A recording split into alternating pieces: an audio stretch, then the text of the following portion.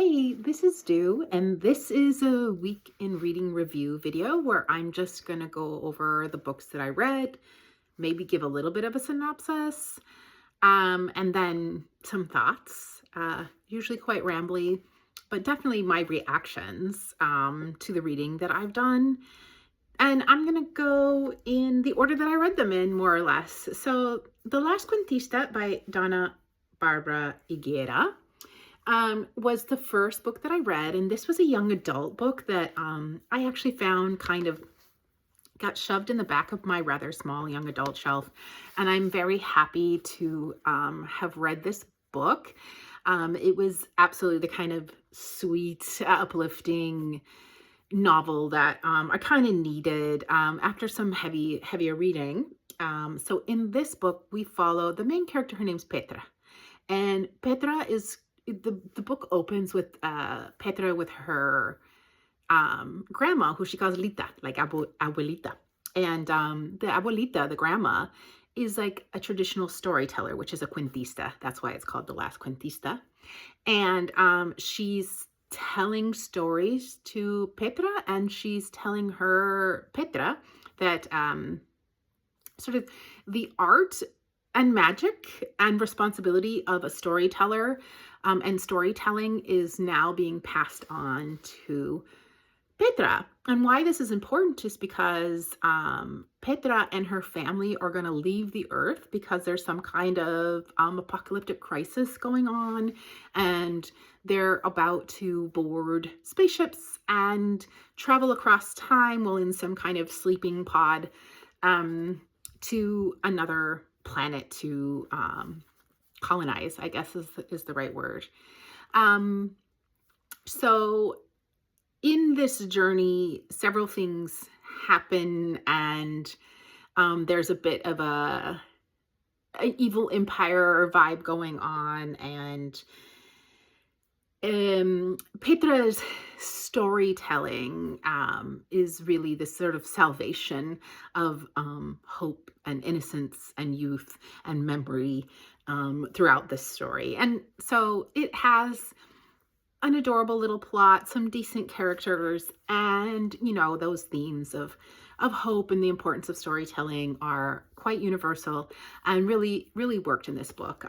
It obviously won the award for young adult literature, and I think it was well worth it. It was really a fantastic read, and I did get it from a little free library, so it's going back. The next book that I was actually I listened to this book under advisement. That is a fantastic production of listening with multiple reading voices of some Hollywood famous folks like Ben Stiller and Julianne Moore. I absolutely agree with the recommendations by folks to listen to this book. I think that reading of this book with the eyeballs is quite a bit more challenging to get into the vibe, whereas listening really helps you keep track of the impact of all of these different voices that are going on, because obviously there are a lot of voices. That's why I'm saying there are a lot of readers, and keep track of who, more or less, who's saying what, because you get used to the voice, right? I thought that the creativity in this was landed. It landed really well. I can see how it would be. I don't know if I would have had the same reaction if I tried to read it with my eyebrows. With my eyeballs. I think I might have given up a few times before, but it worked so well as an audiobook that I actually want to try a reread at some point to read with my eyeballs. I did get this from a little free library, so I'm going to put it back in the little free library system. This was one of my this is like it's the second Booker Prize winner book that I experienced, and I can see why this would be an award-winning piece of literature. In this we follow, which I found absolutely fantastic premise as well, the death of Abraham Lincoln's child, whose name was William, I believe, and he's in a bardo, and in bardo, in Eastern philosophical tradition and or religion, if I'm not wrong, as I'm not a religious in, expert, is sort of like where the place where spirits are stuck until they reincarnate. Um, so I think Bardo in this case is well, it's a graveyard, but there are spirits there. We can call them ghosts if you would like, that are sort of stuck before moving on. And the moving on, there's a reverend. So there's some sort of Abrahamic religious traditional ideas of like moving on into afterlife kind of concept, but that's not what's explored. It's what got the folks stuck, and how they are dealing with this new reality about being stuck. And what I found really interesting was not able to accept that they're dead. And so I think a huge place of this is taking place in the whole setting is inside of a graveyard, where I have folks who are in an in-between place who think that they're sick, and that they can recover and sort of go back to their families. And it's the discovery of their actual state that sort of liberates them and sets them free into whatever's next after the Bardo. And I think that as a whole construct is a fantastic premise, maybe period, but certainly when talking about this time of the Civil War and the Emancipation Proclamation, and as a nation being stuck in between, or in a cursed way, and not being able to move on. I found it also really interesting to explore the concept of the Civil War is going on, and we have Civil War characters, and Lincoln is a leader, and he is leading through all these things, but he's also a man, and he has a child, and the child died, and what that means, like the humanity and how people have to cope with tragedy and these bigger events while still having very intense and serious personal lives. And I thought that aspect was really well done, along with several others. I would recommend this audiobook to anyone who is a bit explorative. I understand that some of this like experimental kind of fiction might not jive with folks, but I would highly recommend that if you are a literary fiction reader, then give it more than one chance, or give it a chance, because once you finally kind of relax in, it takes a while to relax into this. And I think you kind of have to be like, let this book be the driver and you be the witness to this driving. Then I do think that the result therein is just some really extraordinary experiences. And this is a highly revered by me, and also by the Booker judges, work of fiction. I have this is one, I'm not keeping a list, but I'm just saying for my active memory, if that ever serves me right, that this is another one that I would like to reread or revisit in some future time. Again, maybe just read it with my eyes to see if that's a different experience. The next book that I read with my eyeballs, and it was actually this, because it's a large print. I don't necessarily need print that large, not that I'm saying anything about somebody does, but there is something nice about the space in between that just doesn't make my eyes tired. So I read a lot of this physical book. It was nice to be almost completely in a physical book, although I definitely did have the digital as well. And sometimes actually just holding a book like this when it's open and craning over like this, I decided that there's a lot of advantages to reading digitally, because I can prop my iPad up, I can make the font bigger or smaller, and the background change depending on the lighting that I'm dealing with and or how I feel with my eyeballs. And I'm also just not holding a thing that's a little bit heavy. But that was a lot of rambling about how I'm reading. Let me talk about The Heaven and Earth Grocery Store by James McBride. I found this particular book to be a fantastic, like what this book nailed for me was building plot and tension and using the tools and mechanisms of plot building to drive a story and keep it compelling, but also by not losing character development and the development of the themes. And I thought that this book was compelling and intriguing, and you flipped your way through it because you wanted to know what was happening next.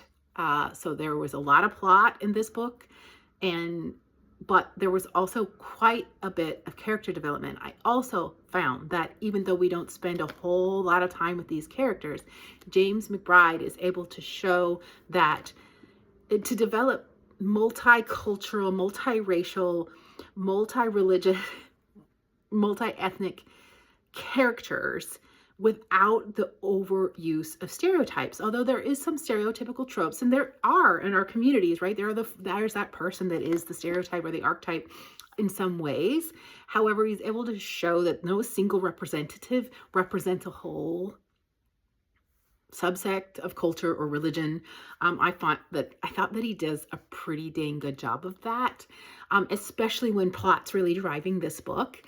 And it was kind of refreshing because having read like that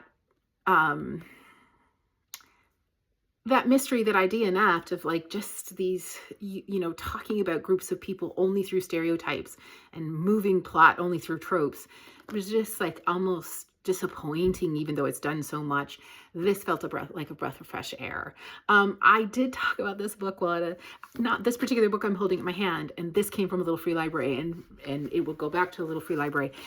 But the non-large print version was at a thrift store when I was there, and someone was holding it and saying, I don't know. And I said, I just finished it. I highly recommend it, and gave a few of the things that I just said why. And they're like, no, I DNF'd it. I just couldn't get into it. And I didn't know if it was, I didn't get into the conversation because people have different reading tastes for sure. Maybe that person really liked mystery thriller and only plot-driven books. Maybe that person was a contemporary romance reader. I didn't ask.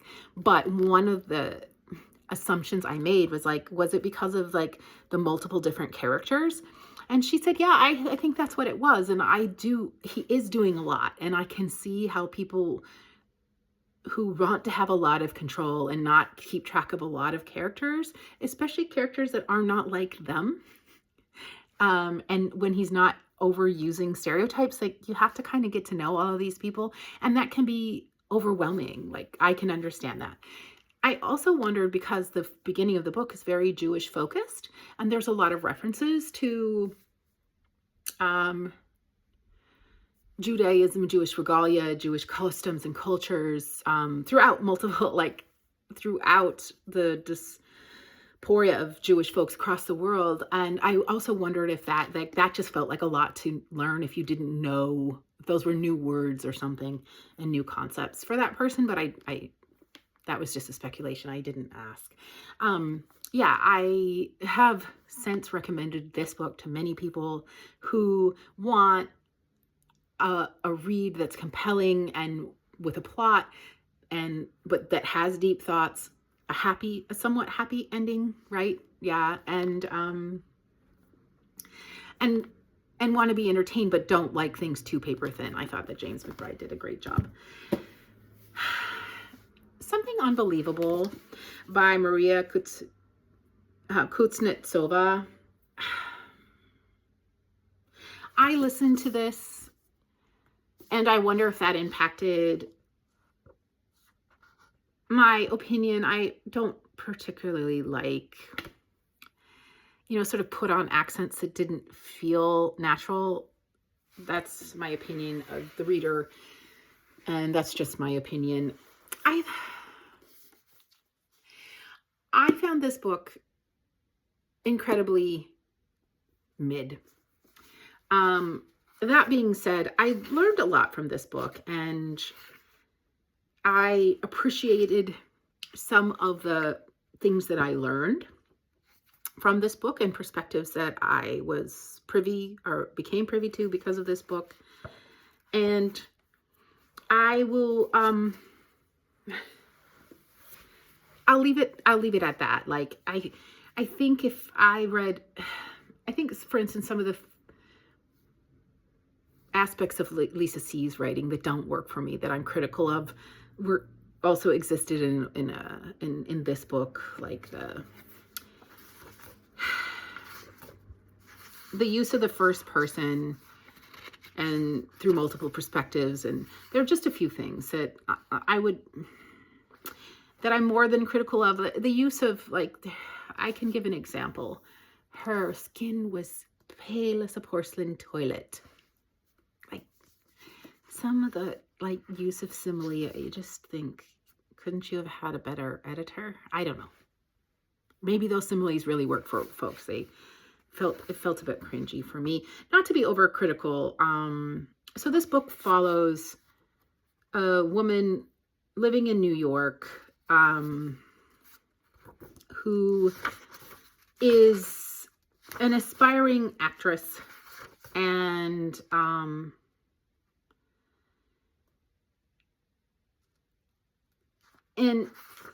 who is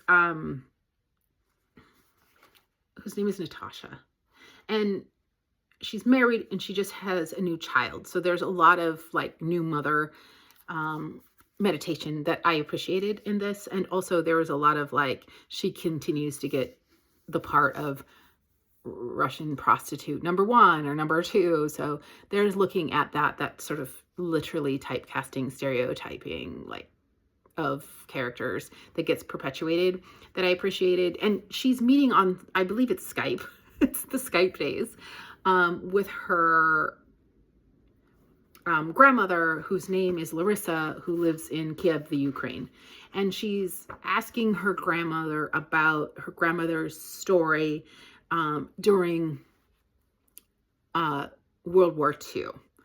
And so, well, this is sort of a World War II book, and I have definitely said that World War II is overexplored, not necessarily from the point of view of folks living in Kiev and the siege and starvation of Ukrainian and Russian folks. And during that time, it's not necessarily as explored in the literature that we get. So I appreciated that story. So how the story kind of builds. It goes back and forth between present day of Natasha and then back to the story being told through Larissa. And that's kind of also the building of this relationship between the granddaughter and grandmother, which I can appreciate. I think this book is, I don't regret having read it. I wouldn't reread it. And I suppose that to some folks I could, like, if somebody told me, for example, I really like Lisa C, and I'd be like, then try something unbelievable. If what you like to do is kind of explore new points of view and cultural perspectives, without demanding too much of the craft of the author.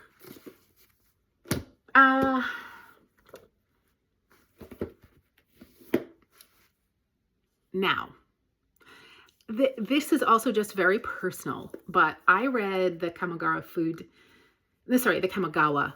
Detectives by Hisashi Kashiwai.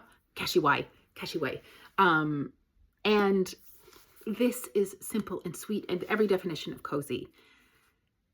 The sort of craft of how to tell stories like this to be simple and sweet and cozy and not cringy, over cliche or cheesy, or just standing right on that line. Again, this is a very personal opinion. I think that takes so much craft. This is not my first Japanese author to do this, and I believe that other author who wrote What You Need, You'll Find in the Library. It's a similar kind of style where in this case we have someone kind of going into a place, not really knowing how to find it and having a need that they kind of identified, but the need also kind of needs to be, the need in some ways needs to be identified too. And so this is very much relating a father and daughter relationship. They're working as a little detective agency, and what they're detectives of is to find the experience that their clients have through food. So they're finding a recipe, really, and then They're discovering, in every case, it's the discovery of what this recipe means. It's very much a relationship between food and food and eating experiences and bonding and memory. It was absolutely sweet and heartwarming and a great joy to read. I read this book because somebody wants it, because of the cat, very particularly. And it's my great joy to have just bumped it into fall reads, because it definitely was that cozy feel spontaneously, so that I can give this book, I believe even tomorrow, to the person who wants it. The next book that I read was in the Booker pile of possibilities, and that's Such a Fun Age by Kiley Reid. And this was longlisted in 2020, and Kiley Reid is a judge of the current Booker Prize, the 2025 one. I had read Come and Get It by Kiley Reid, and although it did not get great reviews, wasn't overly popular as her sophomore novel, I really, really liked Come and Get It. I was a person that really liked it, and I liked the subtlety with which she represented microaggressions. And there was a couple cases where the characters like literally explicitly called it out, but more than anything, she didn't do that. She left the sophistication of the reader knowing how to identify a microaggression and kind of understanding and empathizing with the characters who are experiencing them all of the time as university students, or just at a university. She's exploring that kind of age of like, I think the main character in Come and Get It is done with undergrad, still working at the university kind of situation, if I'm not conflating from this book, and experiencing, oh yeah, she's working as a dorm, like in the RN in the dorms, and dealing with undergrads. This book, Such a Fun Age, I was a little hesitant to read because I had just read this the debut novel of another author who I really liked, the sophomore novel, and then found the debut quite a bit disappointing compared. So I was like, oh no, maybe just due to how much more reading I've done since then, or whatever, what I'm reading around it, I won't like this as much. Such a Fun Age is definitely more plot driven. There's definitely a moving plot with some conflict and climax of conflict in it, much more than Come and Get It. Come and Get It was somewhat plot free, and I actually appreciated that, but I know for like the reading masses that doesn't necessarily equate to popularity. I had just gotten out of The Heaven and Earth, just last week. I mean, the same week I read The Heaven and Earth Grocery Store. So I was really digging on plot. I thought, isn't this great that authors can build plot and character development? And where I think a lot of the look at privilege, about how supremacy works itself out on that you can like dictate somebody else's experience who is not in your social economic class, who is not in your race, who is not in your gender, who doesn't have the same life experience, how humans think, how a supremacist mindset, let me say that, through the lens of a supremacist mindset, you feel almost like any kind of entitlement or right, or like you can imagine it as a possibility to tell somebody else what their experience is like, and then decide to advocate for them with or without their permission, and or make decisions for them with or without their consent. And I thought that in this story, where we have a protagonist who is of such a fun age, meaning 25 going on 26, about to lose health insurance, done with undergrad, doesn't quite know what she wants to do in her life. Amira is her name. And she, she's in this adulthood, and she wants to find a passion. She wants to find something she's good at, because she doesn't want to just go to work and go home, and also she's got to pay the bills, and that's the fun age, right? That, I don't want to say quasi-adulting because you're adulting, but it's such a different kind of adulting than middle-aging, for example, or even late 30ing in sort of like stage of life. In any case, she is living in, oh yeah, they both of the settings of Heaven and Earth grocery store and this are Pennsylvania, which I found quite intriguing. I like having similar settings in different times and through different perspectives. So it's in Pennsylvania and sometimes in New York, and there's some juxtaposition between life in Pennsylvania and life in New York, and how like the culture is what's appropriate to do in either place is in an urban environment. And I think Kiley Reid does a lot with that too, with just how do people act, how do people feel entitled to be able to act, or privileged to act. For sure, it's looking at privilege. And it's all told through this girl, this young woman, this person who's at this fun age of 25, about to turn 26, just trying to find her way through life, and then having other people make decisions for her, or kind of take charge as if she's a child. And yeah, I thought this was a great book. I'd have to read them closer together, such a fun age, and Come and Get It, because I really actually liked the subtleties of Come and Get It, and this was less subtle. And again, I can understand why this one is more popular, I think, but I find them both substantial works. I think I like the lens, and I like the narrative, and I like the characters in both of these, and I really liked this protagonist, Myra. She's Myra. I think she's a fantastic person, and I'm not of that age. I'd be too old, but I'd want to be her friend for sure, or have her in my social circle. The last book that I read was Brick Lane by Monica Ali, and this was another Booker. This was long listed to 2003 and 2004. And what a just like whirlwind into a complete different world. In this book, we follow a main character and her sister.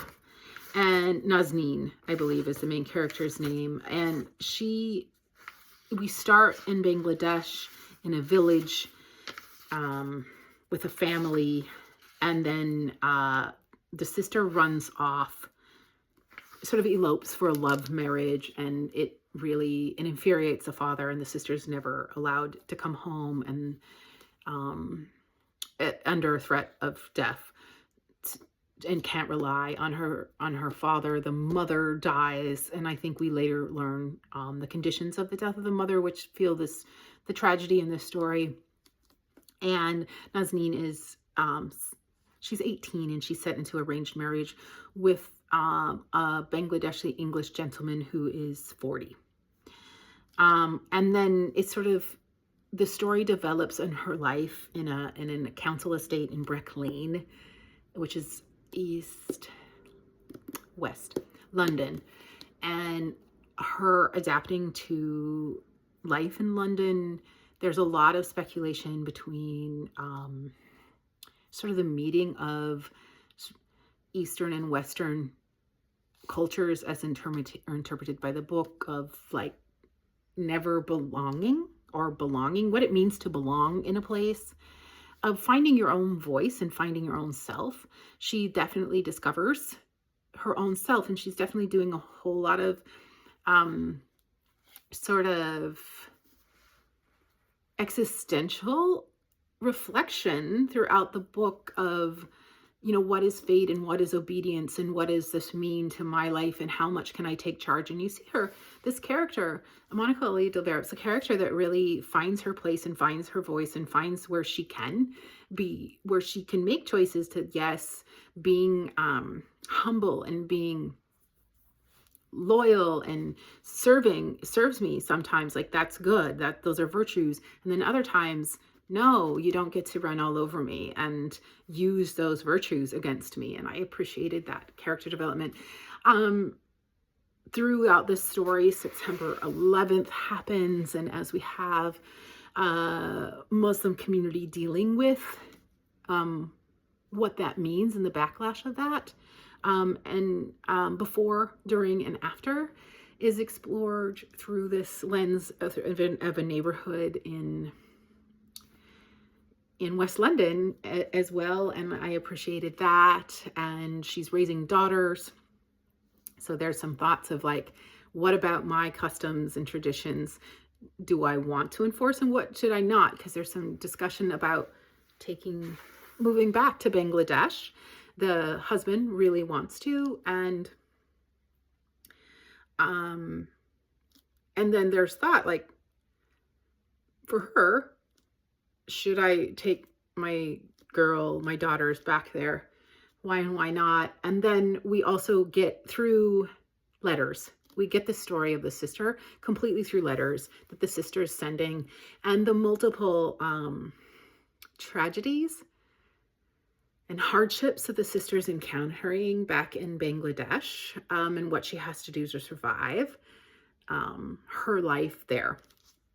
So this Monica Ali's storytelling is fantastic. We don't have a whole lot of different characters, but there are some, and where it is sort of focused on Bangladeshi immigrant into London specifically. The characters, like, there's still a lot of areas for her to show that, of course, no person represents their whole gender, culture, religion, and or experience.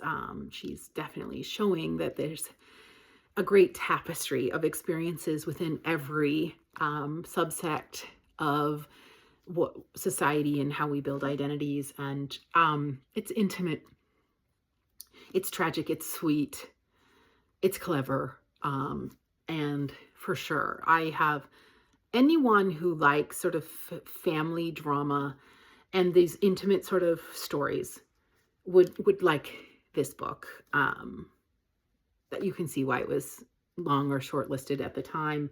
And I don't know, apart from Love Marriage, I think Monica Ali's only published one other book, but I have Love Marriage, and I'm definitely looking forward to reading it. So that's it. That was a lot, actually. I felt like between lots of walks and listening, because I like full on listened almost completely to 3 books, and then partially listened to Brick Lane while I did a complete hybrid of Brick Lane. I listened while doing chores and walking. I read the physical book because there was some sunshine and some natural light that I wanted to take advantage of. And then I read a digital book. So I used all modalities to read that book. And I did a little bit more hybriding in these book readings than I normally do. And that was exciting. And that's kind of probably why I feel almost overwhelmed by the amount of consumption of literature that I did last week. I just, this came from a little free library. This came from a little free library. This came from a little free library. This came from a little free library. I'm just taking a moment to reflect on, even how much of my reading is still out of little free libraries. These came from thrift stores in different towns, and this came from the Friends of the Library bookshop. So just kind of looking at where I'm sourcing my books and how I am still getting great books from all of these sources. And man, if I kept reading like that and stopped hauling, this whole bookshelf would be gone like in a year. Anyway, those are my final rambling thoughts. The next video will be kind of an up-and-coming TBR. However, I'm still very much working on the last video I made's TBR. I've only just got started on it, so who knows when I'll make another video. Bye.